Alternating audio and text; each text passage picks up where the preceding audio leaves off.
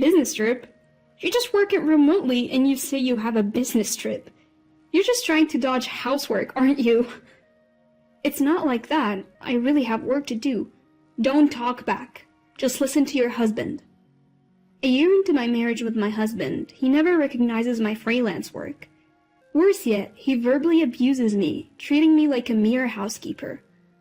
I'm the one supporting the household, even paying the rent, but he uses me mercilessly without a shred of gratitude. At this point, I can't just stay quiet. I'll turn the tables and use my husband's threats of divorce papers to my advantage. With the image of his frantic scrambling in my mind, I headed for my business trip. My name is Maya, a 29-year-old employed by a publishing company. My husband's name is Bill, 5 years my senior at 34. We met 3 years ago when work took me to a different region. Bill's job was similar to mine. We both went to local places to sum up the current situation and write articles about it.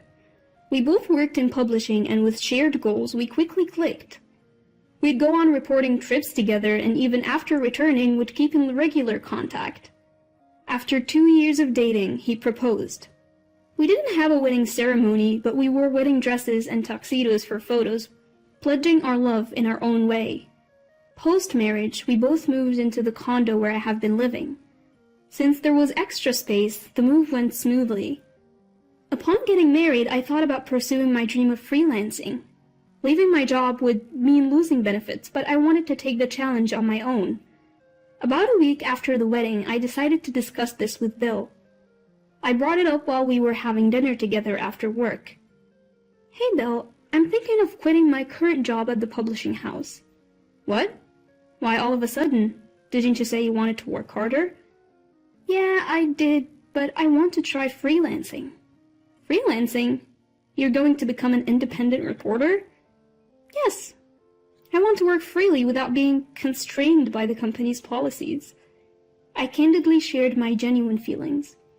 I thought Bill, being in the same industry, would surely understand. But then, what came out of my husband's mouth wasn't encouragement, but mockery. Pfft, independence? Really? Come on. You know that's not gonna happen. Why? How can you be so sure if I haven't even tried? You're dreaming too big. The only reason your articles are popular is that you work for a publishing company. That may be true, but what? You think you can keep that popularity if you go solo? That's not fair. Look, you're not cut out for this. We're married. Focus on housemaking, not your career. As he ate the dinner I made, he spoke those cruel words as if they were nothing. I was infuriated. Today, even his comments on the taste of the food bothered me.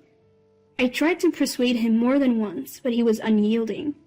He even threw harsh words like, "You can't do it. It's a waste of time." Yet, I didn't plan on taking this lightly either.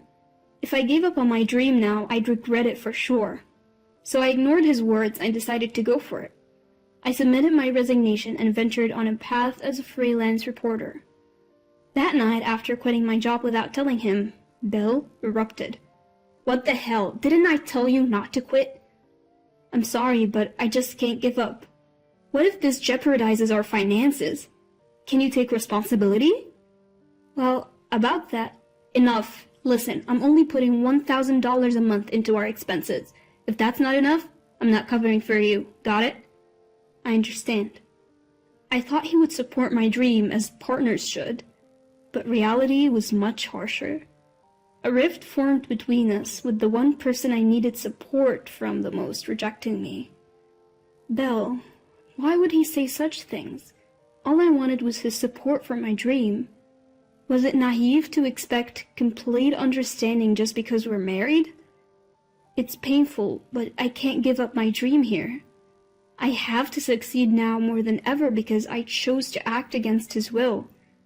I strengthened my resolve. His verbal attacks and pressure intensified over time. He started berating not just my work, but me as a person. When I came home even a little late, he would get furious. "What time do you think it is? It's past 7 p.m. "I'm sorry, traffic was bad." "Didn't I always say to be back by 5? No dinner ready when I get home. That's unacceptable. I'm sorry, I'll make it right now. I already ordered delivery. Expect a bill for that later. Staying overnight for field reporting was an absolute no-go, thanks to my husband's rules. So I had no choice but to limit my reporting to places I could visit and return from within the same day. But sometimes interviews take longer than expected or traffic just doesn't cooperate. You can't predict what will happen until you're actually on the scene. My husband insisted that I be home by 5 p.m., but that's not always doable, given how weather or unforeseen circumstances could throw a wrench in the works. That being said, confronting my husband head-on was not an option. He goes to a physical office every day and works his tail off while I have the freedom to work remotely unbound by organizational rules. I guess he couldn't stand that our working environments were so different. Understanding his feelings, I always tried not to provoke him, but I kept striving in my career as a feature writer. Initially, I submitted articles to various platforms on a freelance basis and got paid per assignment, but eventually I started getting direct commissions. I even got requests to start a blog, so in addition to feature writing, I began blogging too. My income skyrocketed as a result. Before I knew it, I was earning roughly 3 times what I made as a salaried employee. Some months, I even pulled in more than $10,000, providing more than enough for our savings. Even after achieving a stable monthly income of $10,000, I kept it a secret from my husband. I knew he'd flip if he found out I was freelancing and making more money than him. A year into our marriage, his attitude hasn't changed. If anything, it's gotten worse, and our conversations are practically non-existent. Instead, he increasingly berates me. Then, one fateful day. On a rare day off, I bought some clothes from a luxury store. When I got home, my husband glared at the shopping bags and sneered. "You can barely bring in any money and you're out shopping like it's nothing. Do you even know your place? I earned the money myself, so why can't I spend it?" "Huh, really? Aren't you using the $1,000 I give you every month?" "That's not it. That $1,000 can't even cover rent. Why would I touch that?" "Did you just call me low income?" "No, nobody's saying that." Suddenly, he hurled his beer can at me. It narrowly missed me but spilled all over my new clothes. "What are you doing?" Fuming, he shouted back. "I give you $1,000 every month, okay? You should be grateful." "Grateful? The missing rent and all the other bills are paid from my earnings. You must be dipping into your savings, right? There's no way you're making more than me. Believe what you want, but I'm not burdening you, not in the slightest. Go ahead, keep talking. Don't expect any handouts from me later on." My husband threw a can and sneered at me, not even bothering to apologize. I felt like I was reaching my breaking point with him. Several months later, I received a direct request from the publishing company I regularly contribute to, asking me to cover natural disasters overseas. It's an overseas assignment, so a day trip was out of the question. I decided to tell my husband about the work trip. "Bill, I know it's short notice, but I'll be traveling overseas for work this weekend." "Work trip? You're just a freelancer. What are you talking about? You just want to slack off on housework, don't you?" "That's not it. I really have to go. There's no way a freelancer like you has to go on an overseas work trip. How could you lie like that?" "It's not a lie. I was directly asked by the publisher." "Don't talk back. Just listen to your husband." As if I were the one being unreasonable, my husband continued to berate me. Fed up with his irrational behavior, I glared at him. Finally, he spoke, clearly irritated. "Do you even know your place? You're just a reporter in name only, practically unemployed, and yet I still stay married to you." "Stay married to me?" "Yeah. You wouldn't survive without me. If you have a problem with that, let's divorce." My husband pulled out divorce papers from his suit pocket and tossed them in front of me. That was the moment. A vein in my temple throbbed, and a rage I've never felt before consumed me. I can't take it anymore. I absolutely refuse to stay married under these conditions. From now on, I'll use him to my advantage. My husband always threatened me with divorce papers whenever he was displeased. Until now, I'd always apologized because I didn't want a divorce, but I realized that wasn't necessary anymore. I filled out the divorce papers and submitted them while he was out. I also arranged to terminate our condominium lease at the end of the month. Furthermore, I moved up my overseas work trip and headed to my destination that day. I didn't tell my husband anything and kept my messages and call notifications off. Having finished all my work, I returned home after 2 weeks abroad. The time was already past 8 p.m. and the lights were on in the house. I didn't want to see him, but I had no choice but to go home. Taking a deep breath, I opened the front door. Hearing that, a series of loud footsteps erupted from the living room. I looked up and saw Bill standing tall with his arms crossed. Just as I was about to speak, he started yelling at me. You have the nerve to come home like nothing happened. Where have you been without even replying to my messages? I told you, remember? I was on a business trip abroad. Business trip? Business trip? Seriously, as if someone like you, who occasionally works remotely to write boring articles, could ever go on a business trip. I told you, I got an assignment from the publishing company. I even got paid for it this time. Paid? What did you get, like $10? What a fool, spending money on transportation to go abroad just to make $10. Bill kept on belittling me with his crude laughter. But what he didn't realize is that we're no longer husband and wife.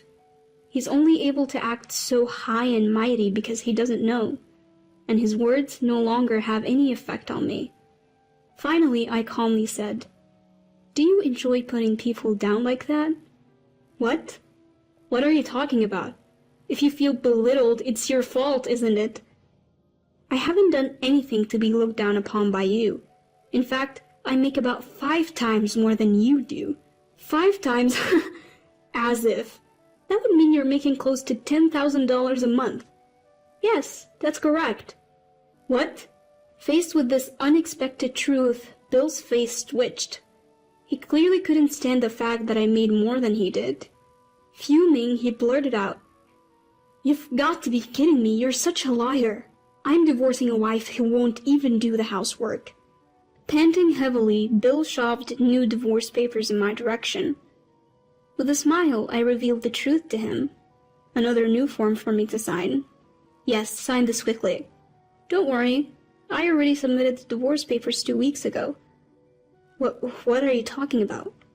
"We're not married anymore. Why are you still in this house?" Bill stammered, barely able to get words out. Finally he spoke. "What do you mean you filed for divorce? Why would you do that?" "Why? Because you handed me the papers." "But I didn't really want a divorce." "Well, too bad. I thought it was okay to part ways, so I filed." "You've got to be kidding me. I just gave you those papers to scare you into understanding your role as my wife." Bill grabbed my shoulders, his eyes filled with anger. As I suspected, he never intended to divorce me. He just wanted to intimidate me into obeying him. Knowing this, I chose to divorce him anyway. I realized I could never be happy with him. Finally understanding this, I unleashed all my pent-up feelings. "You think you can lecture me? Do you know how it feels to have your dreams mocked by the one person who should support you?" "Hold on, Maya, don't call me like we're friends. We're divorced, we're strangers now." "What am I supposed to do now? Can I stay here?" "This is my condo. You're essentially trespassing. I never want to see you again. Leave now." I threw Bill's belongings out. Initially he resisted, but eventually gave in, shoulders drooping. After that, Bill called his parents and apparently moved his stuff to their place. However, due to the circumstances, they refused to let him stay and told him they wouldn't help him financially. As a result, he had no choice but to live on his limited income and move to a cheap apartment far from his workplace. He can't spend money like he used to, and just getting by has become a struggle. His savings have run out, and now he's living a dull life just trying to save money. As for me, I've signed a lease on a different condo and started living alone. The move went smoothly, and now I'm enjoying my work in my new home office. Thankfully, my articles are getting featured on major online platforms. The blog I started on recommendation has also become a good source of income as the number of visitors kept increasing. I plan to continue doing what I love, writing great articles and covering stories from places that interest me. I want to keep my current job, but do it in a way that's sustainable for me.